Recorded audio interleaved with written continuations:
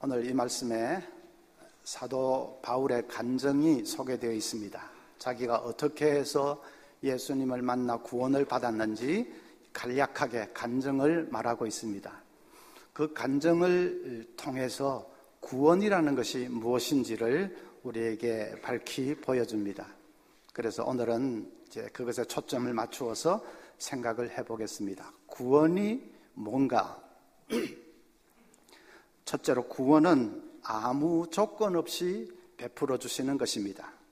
13절부터 보면 내가 이전에 유대교에 있을 때에 행한 일을 너희가 들었거니와 하나님의 교회를 심히 박해하여 멸하고 내가 내 동족 중 여러 영갑자보다 유대교를 지나치게 믿어 내 조상의 전통에 대하여 더욱 열심히 있었으나, 자기는 예수 믿기 전에는 유대교에 깊이 빠져 있었다고 합니다. 그래서 교회를 엄청나게 핍박을 했습니다. 왜냐하면 유대교 입장에서 보면 기독교는 이단이거든요. 유대교는 유일신 하나님을 믿는데 기독교는 예수도 하나님이라고 하지 않습니까? 유대교 입장에서 보면 예수는 사람일 뿐인데 기독교인들은 예수도 하나님이라고 하니까, 그래서 유대교 입장에서 보면 그건 이단입니다. 이단도 보통 이단이 아닙니다. 그래서 바울은 예수쟁이들을 철저하게 미워하고 핍박을 했습니다. 집집마다 찾아다니면서 예수 믿는 사람 있으면 색출을 해내서 감옥에 쳐넣었습니다. 예수 믿는 사람 살릴까 죽일까 투표를 할 때면 자기는 일말의 주저함도 없이 죽이라는 쪽으로 투표를 했습니다. 예루살렘 교회의 스데반 집사를 유대교 신자들이 돌로 쳐 죽일 때도 자기는 그 사람들 벗어놓은 옷을 지켜주면서 잘한다고 박수를 쳐댔습니다.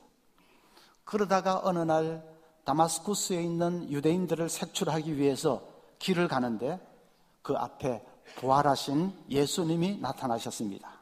예수님이 밝은 빛 가운데 나타나셔서 사울아 사울아 네가 어찌하여 나를 핍박하느냐 하십니다. 사울은 바울의 이전 이름이죠. 바울이 얼마나 놀랐던지 그 자리에 거꾸러졌습니다. 그리고 사흘 동안 캄캄하게 눈이 멀어버렸습니다. 그리고 사흘 후에 아나니아라고 하는 사람의 안수 기도를 통해서 이제 다시 보게 됩니다. 그 암흑 속에 있었던 사흘 동안 바울은 자기가 그동안 얼마나 미몽 가운데 사로잡혀 있었는지를 깊이 깨닫고 자기 죄를 회개하고 그리고 구원을 받습니다. 세례도 받고 성령 충만도 받았습니다. 그렇게 해서 핍박자 바울이 오히려 예수님을 전하는 사도 바울이 되었습니다. 그래서 그 간증을 쭉 보면 바울은 구원받을 만한 아무런 조건이 없었습니다. 하나님의 사랑을 받을 만한 아무 조건이 없었습니다.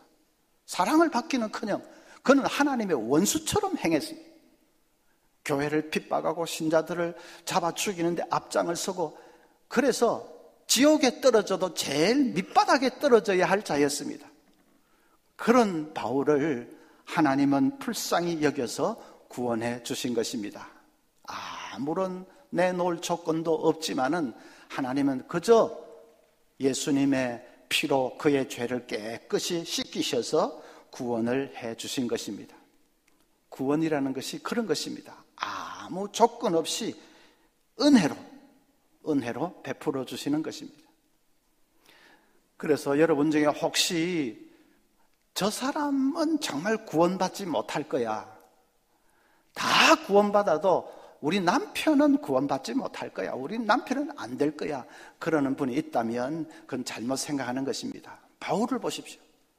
바울 같은 사람도 하나님이 구원해 주시는데 하나님이 구원하지 않을 사람이 없습니다. 그래서 포기하면 안 됩니다. 절대로. 끝까지 기도하면 때가 되면 반드시 하나님께로 돌아올 것입니다. 중요한 것은 구원은 하나님께서 아무 조건 없이 베풀어 주시는 것이기 때문에 우리의 구원은 마지막까지도 확실하다 하는 것입니다. 혹시 여러분 이런 생각 안 해보셨습니까? 혹시 다음에 내가 나쁜 짓을 해서 구원에서 탈락하면 어떻게 하나? 그런 염려 안 해보셨습니까? 지금은 구원받은 것 같은데 근데 이게 끝까지 유지된다는 보장이 어디 있느냐? 혹시 내가 좀 다음에 신앙의 슬럼프에 빠지거나 혹은 타락하거나 해서 그래서 내가 구원에서 완전히 탈락해버리면 어떻게 하나? 그런 염려 혹시 안 해보셨습니까? 염려할 필요가 없습니다. 탈락이라는 것은 없기 때문입니다. 하나님께서 아무 조건 없이 우리를 구원해놓고 그리고 나중에는 이 탈락이다. 그러면 하나님이 그렇게 은혜로 구원해 주신 것이 아무 보람이 없지 않습니까? 그래서 탈락이라는 것은 없습니다. 하나님께서 끝까지 우리를 지켜주시고 인도해 주시고 그래서 마지막에는 천국에 들어갈 수 있도록 구원이 완성될 수 있도록 하나님이 그렇게 하십니다. 빌립보서 1장 6절에도 너희 안에서 착한 일을 시작하신 이가 그리스도 예수의 날까지 이루실 줄을 우리는 확신하노라. 여기 착한 일이라는 것은 구원이지요. 너희 안에서 구원을 시작하신 이가 하나님께서 그리스도 예수의 날까지 마지막 날까지 이루실 줄을 우리는 확신하노라. 구원을 시작하신 분도 하나님, 그리고 마지막까지 구원을 이루어 주실 분도 하나님. 그래서 도중에 탈락이라는 것은 없습니다. 그것을 교리적인 용어로 성도의 견인이라고 합니다. 성도의 견인이라는 것은 한 번 구원받은 사람은 영원히 구원받는다 하는 것입니다. 이 견인 교리는 기독교 교리 중에 가장 핵심적인 교리 중에 하나입니다. 혹시 여러분 의문이 생기는 분이 계시지요? 내 주위에서 보니까 신앙생활 하다가 도중에 완전히 타락해서 세상으로 완전히 가버리는 사람이 있던데 그런 사람은 구원에서 탈락되는 것 아닙니까? 그런 사람도 반드시 돌아올 것입니다. 인생 후반전에 반드시 돌아옵니다. 아니면 숨 넘어가기 직전에라도 회개하고 돌아옵니다. 숨 넘어가기 직전에 임종의 순간에 무슨 생각을 하는지 아십니까? 성령께서 자기가 지은 지난 죄들을 파노라마처럼 쫙 그 짧은 시간에 쫙 떠올려 주십니다. 그래서 그 순간에 눈물 주르륵 흘리고 회개하고 숨을 거둡니다. 그래서 천국 들어갑니다. 그래서 마지막이라도 그 예수님 십자가 옆에 달렸던 강도처럼 마지막이라도 그렇게 불러주셔서 반드시 구원받게 하십니다. 그래서 탈락이라는 것은 없습니다. 성도의 견인. 그것을 생각하면 우리 그리스도인의 삶에는 늘 감사와 감격이 있습니다. 어떻게 나 같은 것을 아무 조건 보지 않고 하나님께서 구원해 주셨는지 그 생각하면 끓어오르는 감격이 있습니다. 구세군을 창시한 이 윌리엄 부스는 이상한 습관이 하나 있었다고 합니다. 다 낡아 빠진 냄새나는 그 헌 양복을 벽에 딱 걸어놓고 아침마다 일어나면 그 양복을 바라보면서 한 10분쯤 묵상을 합니다. 그는 예수 믿기 전에 방탕한 생활을 하다가 기어코 이제 홈리스, 노숙자로 전락을 했습니다. 그냥 인생 실패자가 되어서 비참하게 절망 가운데 살았습니다. 그러다가 기적적으로 예수를 믿고 구원을 받았습니다. 삶이 완전히 변했지요. 지옥에서 천국으로 변했지요. 그 놀라운 그 은혜를 잊지 않기 위해서 자기가 노숙자 시절에 입고 다니던 그 냄새나는 다 떨어진 양복을 그대로 벽에 걸어놓고 아침마다 일어나면 그걸 바라보면서 어떻게 나 같은 것을 하나님이 은혜로 구원해 주셨는지 그렇게 눈물을 흘리면서 감사한다는 것입니다. 우리에게도 그런 감사가 있어야 하지 않겠습니까? 어떤 새신자분이 저에게 목사님 저 주일마다 교회 밥 공짜로 먹는 거 아닙니다. 헌금함에 늘 봉투 하나씩 넣습니다. 제가 선생님 교회 밥은 그냥 대접해 드리는 것입니다. 그랬더니 아예 그래도 사람이 그러면 안 되지. 밥값은 내야지. 오늘 이 자리에 VIP 분들이 계시면 제가 공적으로 말씀드릴게요. 교회 밥은 공짜입니다. 아무 부담 없이 드시면 됩니다. 그리고 헌금은 밥값으로 내는 게 아닙니다. 나를 이 자리로 불러주신 하나님의 은혜가 감사해서, 구원의 은혜가 감사해서, 그래서 감사와 감격으로 드리는 것입니다. 헌금도 드리고, 어떤 사람은 시간을 바쳐서 또 봉사도 하고, 어떤 사람은 자기 평생을 바치고, 다 무슨 누가 해라고 해서 하는 것이 아니라 감사와 감격으로 하는 것이죠. 늘 우리에게 이런 이 무조건적인 은혜에 대한 감사의 눈물이 있는 그런 삶이 되시기를 바랍니다. 또 한 가지는 구원은 하나님의 선택으로 말미암는 것입니다. 15절에 그러나 내 어머니의 태로부터 나를 택정하시고 그의 은혜로 나를 부르시니가. 바울은 어머니 태중에 있을 때에 하나님이 이미 그를 선택했다는 말이죠. 그래서 이제 때가 되어서 구원을 받았다 하는 말입니다. 바울은 다마스쿠스로 가다가 그 도중에서 부활하신 예수님을 만나서 구원을 받았지요. 자기는 그렇게만 알고 있었습니다. 그런데 신앙이 깊어지니까 그때 그 예수님을 만난 것도 우연이 아니고 하나님이 태중에부터 나를 그렇게 해서 구원받도록 다 작정을 해놓으신 그 섭리를 따라서 된 것이구나 하는 것을 그가 깨달은 것입니다.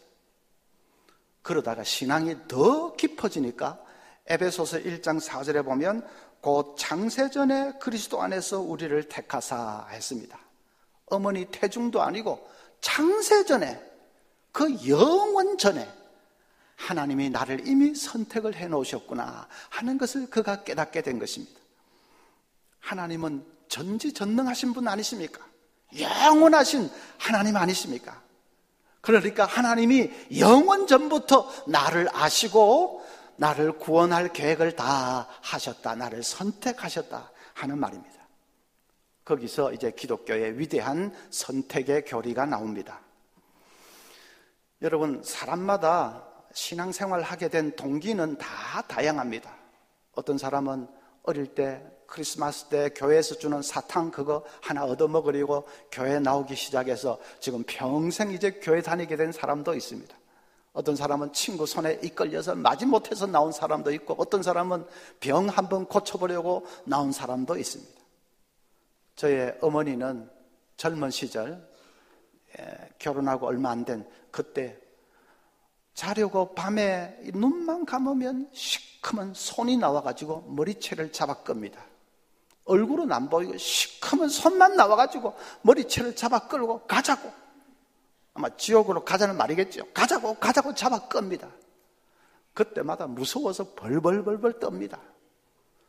밤마다 그러니까 잠을 잘 수가 없습니다. 몸이 완전히 대꼬쟁이처럼 비쩍 말라가지고 친척들이 저러다가 죽겠다고 했어요. 그런데 웬 동네 사람이 그런 병은 예배당에 가야 낫는다 그렇게 일러주었습니다. 어머니가 그 말을 듣고 가까운 곳에 있는 그 교회에 새벽 예배에 참석하기 시작했는데, 정말 그러고 나서는 거짓말처럼 그런 현상이 싹 사라져버렸습니다. 그때부터 신앙생활을 하기 시작한 것이 지금 70년을 신앙생활을 쭉 하고 계시고, 그리고 그 어머니 통해서 아버지와 우리 6남매가 다 구원을 받았습니다. 사람마다 교회에 나오게 된 동기가 다 다양합니다. 다양하지만은 그러나 근본 출발점은 꼭 같습니다. 하나입니다. 뭐지요? 창세전에 하나님이 우리를 선택하셨기 때문입니다. 지금 여기 VIP 분들, 초신자들, 처음부터 그걸 깨닫는 것은 쉽지 않습니다. 처음에 초신자 때는 내가 우연히 병 걸려서 그래서 그 병 때문에 교회 나오게 됐다, 이제 그렇게 생각합니다. 근데 신앙이 조금 깊어지면 그 병도 우연이 아니고 나를 구원하시기 위해서 하나님이 예비해 놓으신, 작정해 놓으신 것이었구나 하는 것을 깨닫게 됩니다. 그러다가 좀 신앙이 또 더 깊어지면 하나님이 나를 어머니 태중에서부터 벌써 하나님이 내 인생의 모든 길을 아시고 이렇게 작정을 하셨구나 하는 것이 믿어지고 그게 고백이 됩니다. 신앙이 더 깊어지면 하나님이 창세전부터, 영원하신 하나님이니까 창세 영원전부터 나를 아시고 내 모든 구원을 하나님이 작정을 해놓으셨구나, 그것을 깨닫게 됩니다. 그러니까 선택교리의 핵심은 우리의 구원은 영원 전부터 시작된 것이다 하는 것입니다. 놀라운 것입니다. 영원 전부터 우리는 하나님의 가슴 속에 있었습니다. 그때부터 우리의 구원은 시작되었습니다. 결코 무슨 내가 우연히 누구를 만나서 우연히 어떻게 그렇게 구원받은 것이 아닙니다. 노래 한 토막이 생각이 나네요. 우리 만남은 우연이 아니야. 여행 간다고 뭐라고 하지 마십시오. 여기 VIP 분들이 많이 계시기 때문에 제가 서비스로 한 토막을 해드렸습니다. 노사연도 신앙생활 잘하는 분 아닙니까? 정말 하나님과 우리의 만남은 우연히 된 것이 아니고 하나님의 그 영원전에 작정하신 계획을 따라서 이루어진 것입니다. 이 선택교리가 왜 중요하냐? 이 선택교리를 바로 알면 내 인생을 보는 눈이 달라집니다. 나를 영원의 시각에서 보기 시작합니다. 하나님께서 나를 영원전에 나를 아시고 선택을 하셨는데 그 다음에 너 구원받아서 잘 살다가 이 세상으로 이제 끝이다, 이 세상 삶으로 끝이다, 그렇게 하시겠습니까? 영원전에 나를 구원하기로 그렇게 해놓고는 그래 이 세상 삶으로 이제 모든 구원이고 뭐고 다 끝, 하나님이 그렇게 하시겠습니까? 아니지요.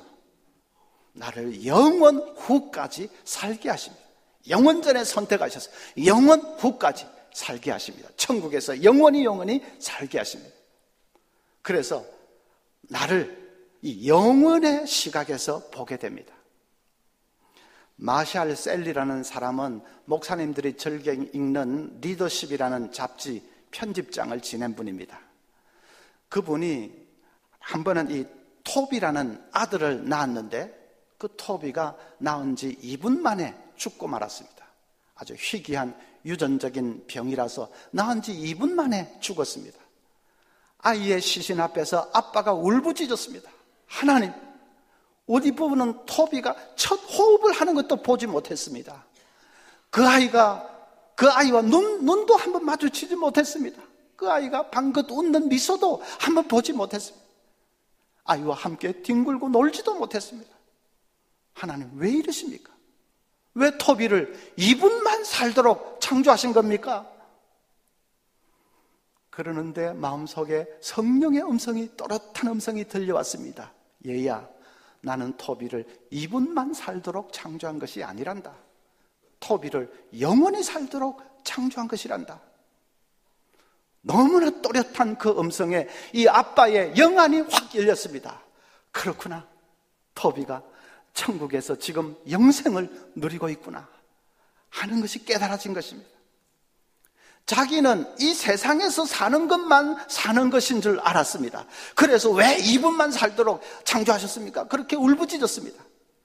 그런데 성령님은 이 세상에서 사는 것만 사는 것이 아니고 우리의 존재는 이 땅에서부터 천국까지 그대로 이어지는 것임을 깨우쳐 주신 것입니다. 여러분, 이 땅에서 2분을 살고 영원을 사는 것하고 이 땅에서 100년을 살고 영원을 사는 것하고 무슨 큰 차이가 있겠습니까? 영원의 시각에서 보면 100년도 하나의 점과 같을 뿐입니다. 진짜 점과 같을 뿐입니다.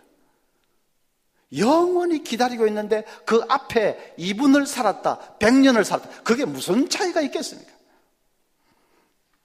그래서 이제 나를 영원의 시각에서 바라보기 시작하면 내가 여기서 얼마나 오래 사느냐, 그것에 그렇게 집착하지 않습니다. 그리고 이 땅에서 시련을 당하고 슬픔을 당하고 해도 그건 찻잔 속의 태풍일 뿐이다. 담대해집니다. 여러분, 시련을 당한 가정, 그 시련이 가벼워서 그런 말 하는 거 아닙니다. 어떤 가정은 살을 애는 시련을 당하는 가정도 있습니다. 피를 토하는 가정도 있습니다. 그러나 아무리 그래도 그건 다 잠시 지나가는 것입니다.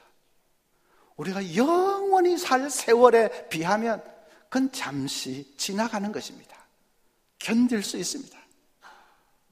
그래서 나를 영원 전부터 선택하시고 영원 후까지 살게 하시는 이 하나님 바라보면서 비록 시련과 슬픔과 어려움이 있어도 여러분 영원의 시각으로 그거 바라보면서 다 결국은 지나가는 것임을 믿으면서 여러분 담대하게 돌파해 나갈 수 있기를 바랍니다. 그리고 세 번째로는 구원은 시련으로 인해서 더 견고하게 서게 됩니다. 바울은 유대교에 예수 믿기 전에 유대교 광신자였지요. 유대교의 계율을 열심히 지켰습니다.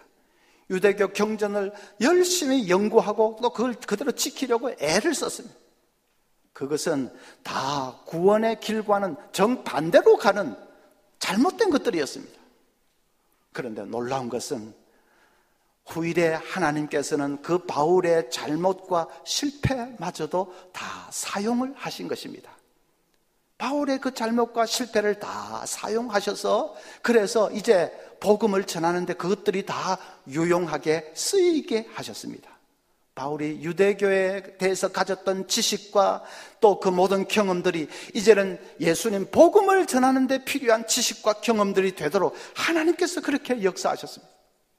바울의 지난 삶은 전부 잘못이고 실패뿐인 줄 알았는데 사랑의 하나님께서는 그 잘못과 실패마저도 변해서 그것이 복이 되게 그렇게 하신 것입니다.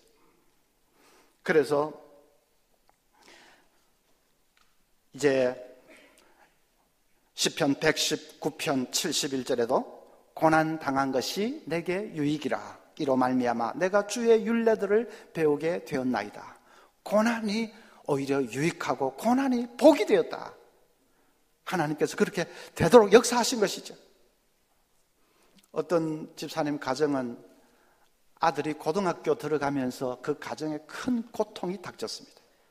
독자 아들, 부모 사랑을 한 몸에 다 받고 자란 이 아들이 고등학교에 들어가면서 빗나가기 시작하는 겁니다. 불량 서클과 어울려 다니면서 아이가 걷잡을 수 없이 되었습니다. 가출을 그냥 밥 먹듯이 하고 파출소에 붙잡혀가는 것이 한두 번이 아닙니다. 다른 학부모들이 당신 아이 때문에 우리 아들들마저 다 망친다고 비난이 빗발칩니다. 이 부모가 아들 때문에 밤잠을 자지 못하고 고민을 하게 되었습니다. 그런데 그 지경이 이제 되어서야 그 부모들이 하나님께 매달리기를 시작합니다.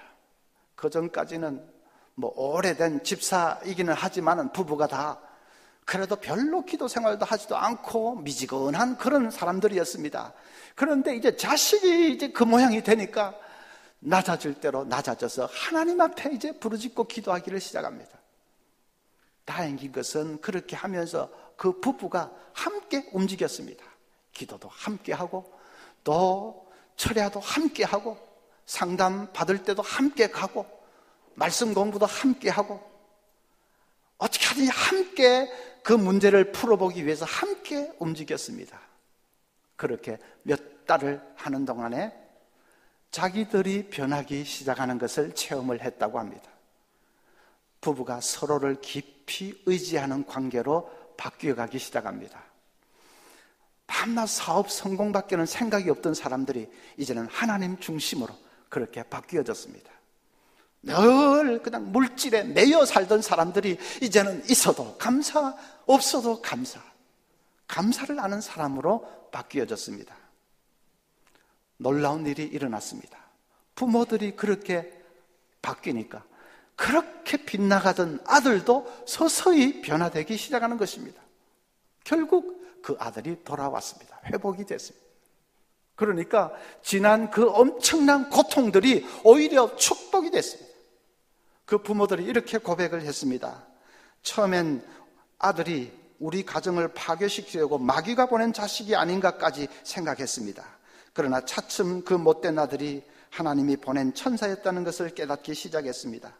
아들이 그렇게 하지 않았다면 우리 가정은 지금쯤 새 속에 깊이 묻혀서 꾸역꾸역 망하는 길로 갔을지도 모릅니다. 우리가 당한 고통은 하나님이 우리 가정을 정결케 하기 위한 은혜의 역사였습니다. 아마 우리 성도님들도 이 비슷한 고백을 하는 분들이 많이 계실 줄 압니다. 처음에는 왜 무슨 이런 고통인가? 그런데 다 지나놓고 보니까 그것이 하나님의 은혜의 역사였습니다. 시련이 변해서 축복이 되게 하신 하나님의 역사였습니다. 우리가 그 고백을 하게 됩니다. 창세전부터 우리를 알고 계시는 하나님이시지 않습니까? 그때부터 우리의 길을 예비하시고 작정하시고 선하게 인도하시는 하나님 아니십니까? 반드시 시련이 변해서 축복이 되게 하실 것입니다. 그래서 여러분, 그 하나님만을 전심으로 의지하시기를 바랍니다. 어떤 어려움, 어떤 슬픔을 당하든지 낙심하지 말고 하나님만을 전심으로 바라보고 의지할 수 있기를 바랍니다. 감동적인 얘기를 하나 봤는데, 서커스에서 이렇게 늘 단골 메뉴처럼 하는 게 불타는 링을 세워놓고 호랑이 같은 그런 맹수가 그 링을 뛰어넘는 그거지요. 그런데 동물학자들 말에 의하면 털이 많은 짐승들은 불을 본능적으로 싫어한답니다. 털에 불이 붙으면 자기 타 죽으니까. 그래서 이 불을 본능적으로 두려워한답니다. 그러면 서커스에서는 어떻게 그 맹수가 불타는 링을 뛰어넘도록 그렇게 하는 것일까? 죽도록 훈련을 시키면 되는 걸까? 아닙니다. 아무리 훈련을 시켜도 맹수는 불구덩이 속으로 돌진하지는 않습니다. 그러면 호랑이가 그 불타는 그 링으로 뛰어드는 것은 그 이유가 뭔가? 그것은 주인에 대한 신뢰 때문이라고 합니다. 호랑이는 그 링을 향해서 뛰어들기 전에 반드시 먼저 한번 주인의 눈을 딱 바라봅니다. 주인의 눈을 딱 바라보고 그리고는 불구덩이로 뛰어듭니다. 감동이었습니다. 이야, 말 못하는 짐승도 주인의 눈을 바라보고 주인을 신뢰하고 불구덩이로 뛰어드는데 하물며 우리들이야.